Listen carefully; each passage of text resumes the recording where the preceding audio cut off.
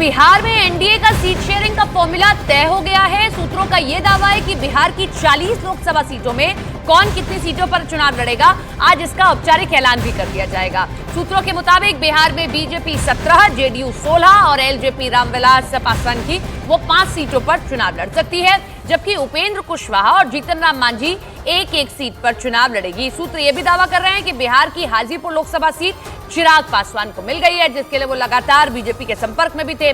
वो यहां से चुनाव भी लड़ेंगे, जबकि चिराग पासवान के चाचा पशुपति पारस के लिए एनडीए में अलग फॉर्मूला तय है, जिसके तहत उन्हें राज्यसभा भेजा जा सकता है। तो बिहार में सीट शेयरिंग का फॉर्मूला क्या हो, ये तय हो गया। अब ग्राफिक्स देखिए, बीजेपी 17 सीटों पर, जेडीयू 16 सीटों पर, एलजेपी 5 सीटों पर, हम 1 सीट पर और आरएलएसपी 1 सीट पर चुनाव लड़ रही है। ये हमने आपको कल ही बता दिया था, लेकिन आज इसका आधिकारिक ऐलान भी संभवतः कर दिया जाएगा। तो बिहार में एनडीए का सीट शेयरिंग का फॉर्मूला क्या हो, ये तो आपके सामने आ गया। सूत्रों का यह दावा है कि बिहार की 40 लोकसभा सीटों में कौन कितनी सीटों पर चुनाव लड़ेगा, इसका ऐलान आज औपचारिक कर दिया जाएगा। बुधवार को दिल्ली में सीट शेयरिंग के मुद्दे पर चिराग पासवान ने बीजेपी अध्यक्ष नड्डा से मुलाकात की थी और इसके बाद मीडिया को सीट शेयरिंग के बारे में जानकारी भी साझा की। गठबंधन का स्वरूप पूरी तरीके से तैयार हो चुका है, तो इस मौके पर मैं केंद्रीय गृह मंत्री आदरणीय अमित शाह जी का, आदरणीय जेपी नड्डा जी का भी, अपनी तरफ से, अपनी पार्टी के हर एक कार्यकर्ता की तरफ से उनका भी मैं धन्यवाद करता हूं। आने वाले दिनों में लोक जनशक्ति पार्टी रामविलास सिर्फ और सिर्फ एक ही लक्ष्य के साथ इस रण में उतरेगी कि बिहार की 40 सीटें हमारा एनडीए गठबंधन जीतेगा। भाई मुझे नहीं पता कि वो गठबंधन का हिस्सा है नहीं है, ना ही वो मेरी चिंता में है। हाँ, इतना मैं कह दूं कि मेरे पास किसी का कोटा नहीं है। मेरी जो सीटें हैं वो सिर्फ मेरी हैं। गठबंधन में कौन है वो है कि नहीं, कौन है नहीं, बाकियों का तो मुझे पता ही है, वो है कि नहीं मुझे नहीं पता। बट हाँ, मेरे पास किसी के कोटे की सीटें नहीं हैं। हाजीपुर लोकसभा सीट, जिसके लिए चिराग पासवान लगातार बीजेपी से बात भी कर रहे थे और बात बनती दिखाई भी थी, और इसके बाद अब वहां जश्न का माहौल है कि चिराग पासवान वहां से चुनाव लड़ने जा रहे हैं। समर्थकों में जश्न का माहौल है। चिराग पासवान अपने पिता की सीट से इस बार चुनावी मैदान में उतरेंगे। हाजीपुर सीट से अभी उनके चाचा पशुपति पारस मौजूदा समय में सांसद हैं, लेकिन गठबंधन के तहत ये नया समीकरण निकल कर आया कि चाचा जी को राज्यसभा भेज दिया जाएगा और इस सीट पर चुनाव लड़ेंगे उनके भतीजे चिराग पासवान। रामविलास पासवान कभी इस सीट से चुनावी मैदान में उतरे थे और अब उनके बेटे इस सीट से चुनावी मैदान में ताल ठोकने जा रहे हैं।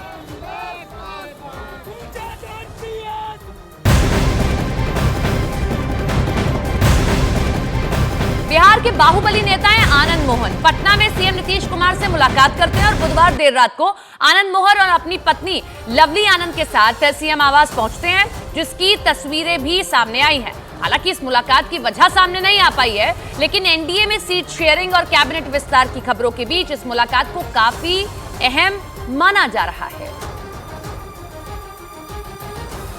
तो आनंद मोहन, आपको याद होगा, एक बहुत बड़ा किरदार उस समय भी जब आरजेडी ने सभी अपने विधायकों की बाड़ेबंदी की थी अपने घर में, तेजस्वी यादव ने की थी। उस दौरान भी जब इनके बेटे अंदर थे तो उनके बेटे के लिए किस तरीके से लिखा गया था कि उनके बेटे को जबरदस्ती वहां पर रखा गया है। तो आनंद मोहन की ये तस्वीर बड़ी महत्वपूर्ण हो जाती है इस वक्त, क्योंकि गठबंधन का फॉर्मूला लगभग तय है। अब कारण क्या है ये स्पष्ट नहीं हुआ है। मुख्यमंत्री नीतीश कुमार से मुलाकात की हुई है, लेकिन जो राजनीतिक पंडित हैं वो यही मानकर चल रहे हैं कि गठबंधन के लिए या सीट शेयरिंग या तमाम ये जो चीजें हैं जो अभी लोकसभा चुनाव के लिए जरूरी हैं, उसको लेकर बातचीत या चर्चा संभवतः हुई होगी इस मीटिंग में।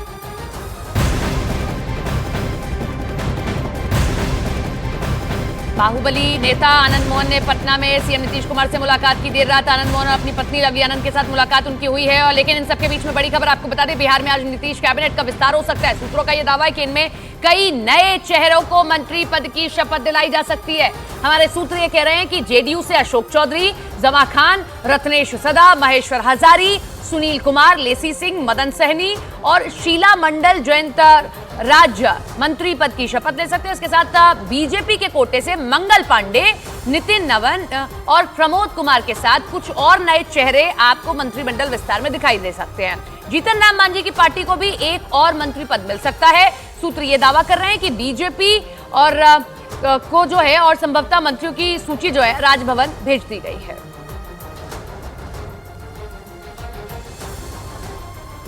ग्राफिक्स आपको दिखाते हैं और बताते हैं कि जेडीयू कोटे से कौन कौन संभावित विधायक शपथ आज ले सकते हैं। ये देखिए, जेडीयू कोटे के संभावित मंत्री हैं अशोक चौधरी, रत्नेश ददा, महेश्वर हजारी, सुनील कुमार, लेसी सिंह, मदन सैनी, शीला मंडल, जयंत राज।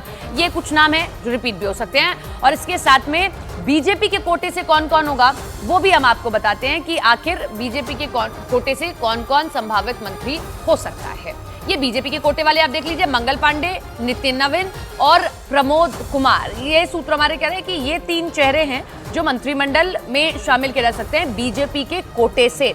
जीतन राम मांझी ने भी क्योंकि सपोर्ट किया तो उनकी ओर से भी एक मंत्री बनाया जा सकता है गठबंधन को और मजबूत प्रगाढ़ करने के लिए। तो जीतन राम मांझी की ओर से भी एक संभवतः मंत्री हो सकते हैं।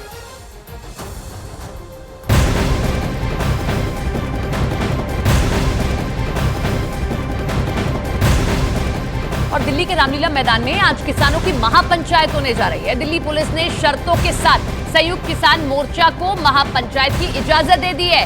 एसकेएम का दावा है कि इस महापंचायत में बड़ी संख्या में देश भर से किसान जुटने वाले हैं और किसान ट्रैक्टर ट्रॉलियों से नहीं बल्कि बसों और ट्रेनों के जरिए दिल्ली पहुंच रहे हैं। वहीं किसानों की महापंचायत को लेकर दिल्ली पुलिस ने भी पूरी तरह से अलर्ट कर दिया है। रामलीला मैदान के आसपास की सभी सड़कों पर पुलिस और पैरामिलिट्री फोर्स मौजूद है ताकि किसान रामलीला मैदान से आगे न जा सके। तो किसान महापंचायत आज होने जा रही है, जिसकी 5 तस्वीरें हम आपको दिखा रहे हैं। शंभू बॉर्डर पर उस दिन क्या कुछ हुआ वो आप सबने देखा, जिसके बाद में किसानों को इजाजत दे दी गई कि आप रामलीला मैदान जा सकते हैं, लेकिन रामलीला मैदान से आगे नहीं बढ़ सकते, जिसके लिए अलर्ट भी जारी कर दिया गया। ट्रैक्टर ट्रॉली बैन है, क्योंकि क्या हुआ था पहले भी जब ट्रैक्टर ट्रॉली अंदर दाखिल हुआ तो आप सबने देखा था, ट्रैक्टर ट्रॉली बैन किया गया और ये ट्रैफिक के चलते भी हो सकता है। फोर्स को तैनात कर दिया गया, अगर स्थिति बिगड़ेगी तो इतनी फोर्स लगाई गई है कि उसको काबू में किया जा सके। और दिल्ली पुलिस अलर्ट मोड पर भी है किसी भी सिचुएशन से निपटने के लिए। लेकिन आप ये भी ध्यान रखिए, दिल्ली में आमतौर पर भी जो ऑफिस आवर्स होते हैं उसमें जाम लगता है और अगर इस तरीके की सिचुएशन रहेगी तो जाम और लग सकता है। तो आप अपने समय अनुसार पहुंचने के लिए अपना समय देखकर निकलें।